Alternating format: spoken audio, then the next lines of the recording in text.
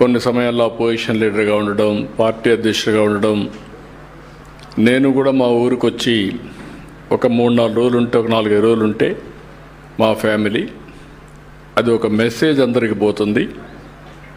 గడిచిన 5 సంవత్సరాల నుంచి చాలామంది మేము చాలాసార్లు వచ్చాం, కానీ చాలామంది రావడం కూడా భయపడ్డారు.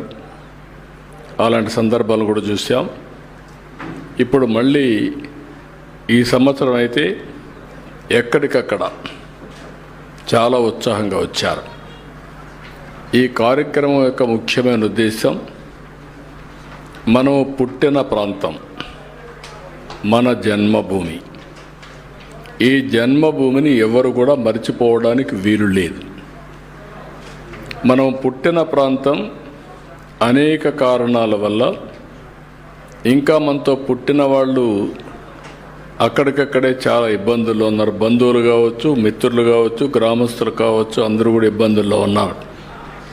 అలాంటి సమయంలో మనకు తోచిన విధంగా మనం కూడా అసోసియేట్ అయ్యి, కొంతమంది ఏమీ చేయలేకపోయినా వచ్చిపోతే ఒక నమ్మకం వస్తుంది.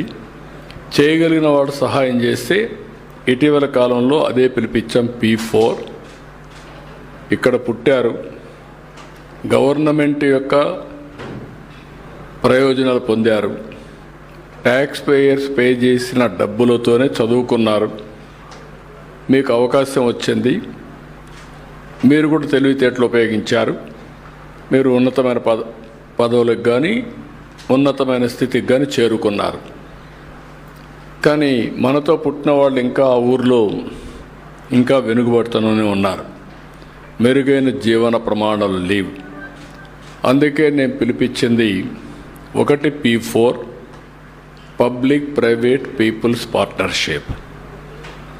దీనికి short term, medium term, long term కుటుంబాలని మార్గదర్శి, ఎవరైతే దత్త తీసుకున్న వాళ్ళు బంగారు కుటుంబాలు, ఈ 2 అనుసంధానమయ్యి short term, medium term, long term కలిసి పనిచేస్తే అద్భుతమైన ఫలితాలు వస్తాయి. ఈ మధ్య ఆర్థిక అసమానతలు పెరుగుతున్నాయి,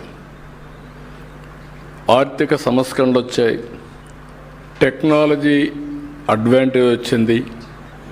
ఈ 2 వచ్చిన తర్వాత డెమోగ్రఫిక్ డివిడెంట్ వచ్చింది. ఇప్పుడు స్ట్రాంగ్ లీడర్షిప్ ఉండే పరిస్థితికి వచ్చాం. దీంతో ఎక్కడికక్కడ అడ్వాంటేజ్, సంపద సృష్టించడం కంటిన్యూగా జరుగుతూ ఉంది. మనం చూస్తే ప్రపంచంలోనే ఫాస్ట్ గ్రోయింగ్ ఎకానమీ ఇండియా.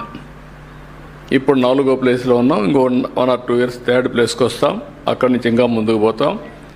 అదే సమయంలో పబ్లిక్ పాలసీస్ వల్ల బిలియనియర్స్ ఎక్కువ అవుతున్నారు, ఆర్థిక అసమానతలు పెరుగుతున్నాయి.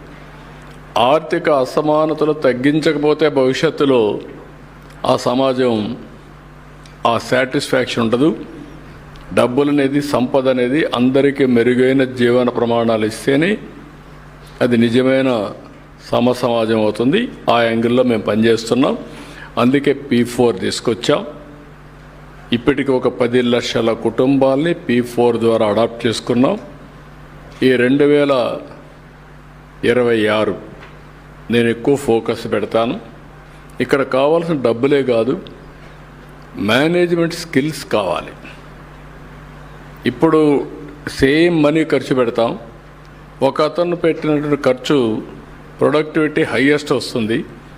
కొంతమంది ఆ సమయంలో నిర్ణయం తీసుకోలేకపోతే అనుకుంటారు. ఒక ఊర్లో 5 ఎకరాల పొలం ఉంటే ఒక ఆయన 5 ఎకరాల పొలం చేస్తాడు, ఇంకొక ఆయన 5 ఎకరాల పొలం చేస్తాడు. ఒక ఆయన చేసిన ఆయన మంచి పంటలు వేస్తాడు, దిగుబడి ఎక్కువ చేస్తాడు, ఖర్చు తక్కువ పెడతాడు. It makes all the difference. అలాంటి నాలెడ్జ్ని అందరికీ తీసుకురావడం కోసం పనిచేస్తున్నాను. ఈరోజు మనం గుర్తుపెట్టుకోవాల్సింది, మొట్టమొదటిసారిగా ఒక సాటిస్ఫాక్షన్. 3 రోజులు ఇక్కడే ఉన్నాం. ఇక్కడి నుంచి చూశారు అందరూ. వచ్చిన సమస్యలు కూడా తీసుకున్నాను. సాంప్రదాయాలను కాపాడే విధంగా మీరు చూస్తే భోగి, మనం అందరం కూడా భోగి రోజున పాత వస్తువులన్నీ కాల్చి,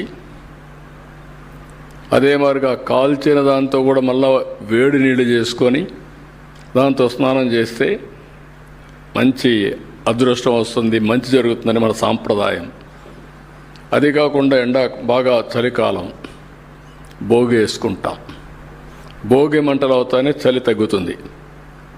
ఇంకా రాను రాను శివరాత్రికి వస్తే శివశివ అంటూ ఉండే చలి కూడా పోయి ఎండలు వస్తాయి. ఇది మన సాంప్రదాయం. మన పండుగలతో మన యొక్క వాతావరణాన్ని కూడా ఎప్పటికప్పుడు బేరీ చేసుకుంటూ ఉంటాం. రెండవది సంక్రాంతి, రైతుల పండుగ.